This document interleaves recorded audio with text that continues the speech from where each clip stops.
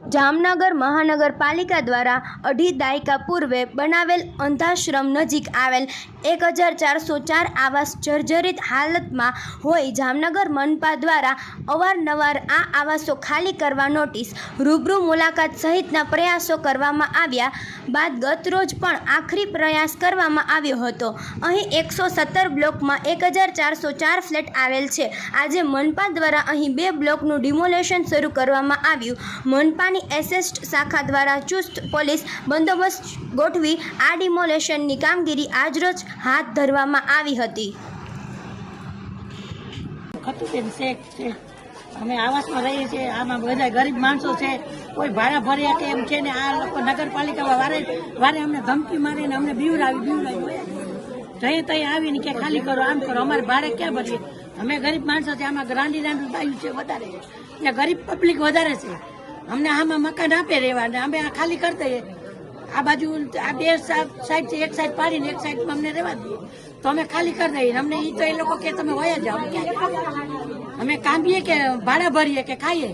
આ જલારામનું બધા માંગીને તમે બપોરે જોવો કેટલા જણા જલારામનું ખાય છે। અમે ગરીબ માણસ, અમે એકલા ભાઈઓ રહેતા હોય ક્યાં જાય? તમે ક્યાં રહ્યો છો અત્યારે? હું આવાસમાં રહું 44-5માં। શું હવે આને શું માંગ છે તમારી? આ લોકો માં એમ કે તમે ખાલી કરી દો એટલે અમે પાડી નાખીએ। આ લોકો વાંહે પડી ગયા, જમીનની બહુ કિંમત છે, અમે સાંભળીએ। આ લોકોને જમીન જ જોઈએ છે, અમને ક્યાં દેવા માંગતા નથી। અમને આગા કાઢે, અમે ક્યાં જઈએ? અમને અહીંયા જ મકાન જોઈએ, એક બાજુ પાડી દઈએ ને એક બાજુ અમને રહેવા દઈએ, પછી અમને દઈએ એટલે શિફ્ટ કરી દઈએ, દઈ દઉં મકાન એને। આગળ તો હવે શું કરશો તમે? આગળ શું અમે ક્યાં જઈએ? મરી જઈએ હવે દવા પીને, બીજો કોઈ રસ્તો નથી અમારો। ભાઈ ગોહિલ 1404 આવાસ કોલોનીમાં રહું છું, બ્લોક નંબર 53-6। છેલ્લા 24 વર્ષથી હું અહીંયા રહું છું અને અમારી એક જ માંગણી છે કે ભાઈ તમે ભલે પાડો, ડેવલપમેન્ટમાં પાડો, અમને કંઈ વાંધો નથી, પણ તમે અમને લેખિતમાં આપો કે ભાઈ અમે આ પાડીને તમને રીડેવલપ પ્રમાણે અમે અહીંયા મકાન બનાવી દઈશું। અમને મહાનગરપાલિકા ઉપર ભરોસો નથી કે અહીંયા બનાવશે કે નહીં, એટલે પબ્લિક ખાલી નથી કરતી। તમે કાલે લેખિતમાં આપે કમિશનર કે ભાઈ અમે આ મકાન તમને પાછા અહીંયા બનાવી દેવાના જઈ, એવું લેખિતમાં આપે એટલે અમે મકાન ખાલી કરી દઈએ।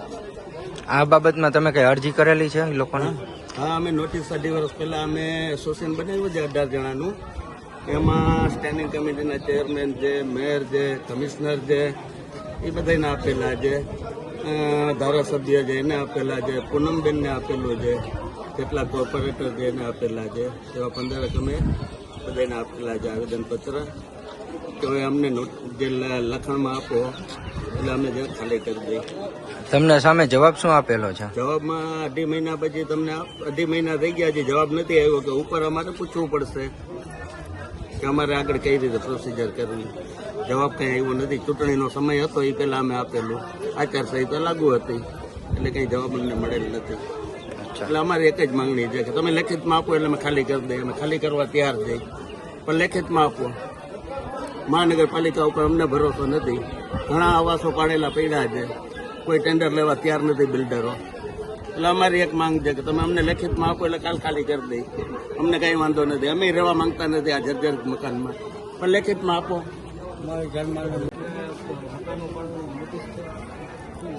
જામનગર મહાનગરપાલિકા દ્વારા આજે ખાસ કરીને વાત કરીએ તો જામનગર ખંભાળિયા હાઈવે પર વર્ષ 2000માં આ 1404 આવાસ યોજનાનું નિર્માણ કરવામાં આવે છે, એટલે કે આ 20 વર્ષ જૂની યોજના છે। અને જ્યારે યોજના અમલમાં આવી ત્યારે ભાડા ખરીદ કરાર કરીને જે તે લાભાર્થીઓને કબજો સોંપવામાં આવેલ। આ ભાડા ખરીદ કરારમાં એવી જોગવાઈ કરવામાં આવેલ હતી કે ત્યાર પછી તમામ આવાસની જે કંઈ મરામત, રિપેરિંગ, રિનોવેશન કરવાની પ્રાથમિક જવાબદારી છે લાભાર્થીની હોય છે, અને કોઈ કારણોસર આ મજબૂત પછાત વર્ગના હોય તો આ જોઈએ તેવી દરકાર જાળવણીમાં લીધેલ નથી, એના કારણે આ આવાસો જર્જરિત થવા પામેલ છે। એટલે ગત વર્ષે માનનીય કમિશનર શ્રી ડીએન મોદી સાહેબ અને આશિષ કમિશનરજી કલેક્ટર જાણીશકના માર્ગદર્શન હેઠળ મહાનગરપાલિકા દ્વારા 8 ટીમો બનાવી અને તમામ આવાસ ધારકોને જીપીએમસી એક્ટની કલમ 264 હેઠળ જર્જરિત જાહેર કરવામાં આવે છે। અને ત્યારબાદ પણ વખતો વખત જાહેર નોટિસથી પણ તાકીદ કરેલી છે। અહીંયા સ્થાનિકે પણ નોટિસ કાઢી અને ખાલી કરવા માટે લોકોને સમજાવવામાં આવે છે। એ રીતે ગઈકાલે પણ જામનગર મહાનગરપાલિકાની ટીમ સવારના ભાગમાં આ રીતે ઇસ્લામ શાખા, ફાયર શાખા અને એસટેટ શાખા દ્વારા સંયુક્ત રીતે લોકોને સમજાવવાની અમે કોશિશ કરી છે, જેના પરિણામ સ્વરૂપે એ લોકોએ ગઈકાલે પણ સર્વિસ સાઇટ જોડે મિટિંગ કરી અને એમને સ્વૈચ્છિક કહ્યું કે અમે 2-3 બ્લોક જે છે જે અતિ જર્જરિત છે જે એનો સામાન ખાલી કરી અને અમને આપતા જશે જામનગર મહાનગરપાલિકાને, અને એ પ્રમાણે જામનગર મહાનગરપાલિકાની જે ટીમ છે સ્ટેટ શાખાની એ વ્યવસ્થિત રીતે ડિમોલિશનની કામગીરી શરૂ કરશે, જેના ભાગરૂપે આજરોજ બ્લોક નંબર 71 અને 72 કે એક બ્લોકમાં 12 યુનિટ મુજબ કુલ 24 યુનિટ જે છે એ થોડી વારમાં 1 કે 2 લાભાર્થીઓ જે રહે છે એનો સામાન ખાલી કરવાની કામગીરી અત્યારે પ્રગતિમાં છે, જે આપ જોઈ શકો છો. ત્યાર પછી તરત જ ડિમોલિશનની કાર્યવાહી છે એ શરૂ કરવામાં આવનાર છે. ગુજરાત સરકારશ્રીની જે સ્લમ રિહેબિલિટેશન પોલિસી છે તેના અંતર્ગત જામનગર મહાનગરપાલિકા દ્વારા પ્રથમ પ્રયત્નો એ ટેન્ડર રીડેવલપમેન્ટ માટેનું બહાર પાડવામાં આવેલું હતું, જેની મુદત 5મી જૂનના પૂર્ણ થયેલ છે. હાલ પ્રથમ પ્રયત્નમાં એક પણ એજન્સીના ઓફર આવેલ નથી, એટલે તરત જ ટૂંક સમયમાં અમે રીડેવલપમેન્ટ હેઠળ આખો પ્રોજેક્ટ મૂકીએ છીએ.